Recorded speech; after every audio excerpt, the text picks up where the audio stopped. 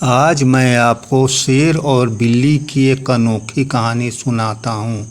कहानी सुनने से पहले मेरे चैनल को लाइक और सब्सक्राइब करें, थैंक यू। तो चलिए इस कहानी शुरू करते हैं। बहुत समय पहले की बात है। सुंदरवन के एक गुफा में शेर सिंह नाम का एक शेर रहता था। वह बहुत ही घमंडी और दुष्ट स्वभाव का था। वह किसी के साथ अच्छा व्यवहार नहीं करता था। उसके साथ गुफा में एक बिल्ली भी रहती थी। उसका नाम भूरी था। भूरी शेर से की देखभाल करती और उसके सारे काम करती, लेकिन घमंडी शेर से उसे हमेशा डांटता रहता था। उसे जब भूख लगती थी वो जोर जोर से दहाड़ कर भूरी को बुलाता और कहता, मेरे खाने का वक्त हो गया है, तुमने अभी तक खाना क्यों नहीं लाया? फिर भूरी जल्दी से केले के पत्ते बिछाती और शेर सिंह को भोजन परोस देती। शेर सिंह अकेले सारा भोजन चट कर जाता और बेचारी भूरी भूखी रह जाती। शेर सिंह की इस आदत से भूरी बहुत परेशान हो गई।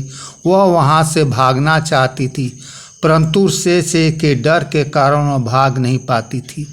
एक दिन शेर सिंह बीमार पड़ गया। उसका हाल चाल पूछने बहुत से बन के जान। एक दिन शेर सिंह बीमार पड़ गया। उसका हाल चाल पूछने के लिए बन के बहुत से जानवर आए।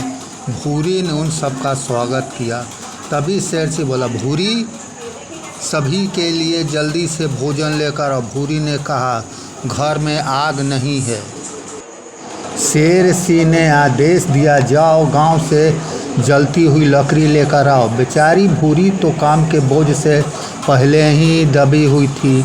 लकड़ी का बहाना बनाया, लेकिन यह तो एक नई मुसीबत आ गई।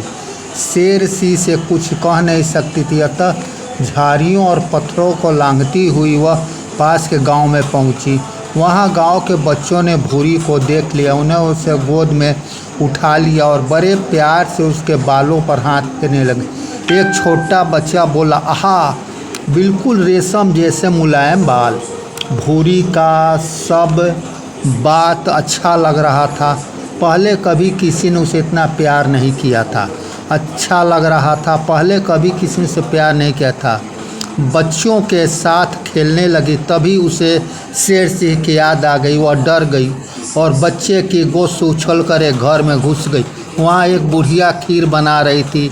भूरी का भी मन खीर खाने को हुआ, लेकिन शेर सिंह की दहाड़ याद आती वह जलती हुई लकड़ी लेकर भाग निकली। जाने के में देर हो जाने के कारण शेर गुस्से से गुर्रा रहा था। उसकी आंखें लाल लाल हो रही थी। उसे देखकर भूरी डर के मारे कांपने लगी। शेर सिंह ने बहुत जोर से गुर्राया। भूरी और ज़्यादा डर गई और जलती लकड़ी शेर सिंह के पास फेंक कर गाँव की ओर भाग गई। बिल्ली को पुनः देखकर बच्चे उदास चेहरे खिल उठे। मैं लूँगा, मैं लूँगा, मैं लूँगा कहते हुए वह बारी बारी से गोद में लेने लगे।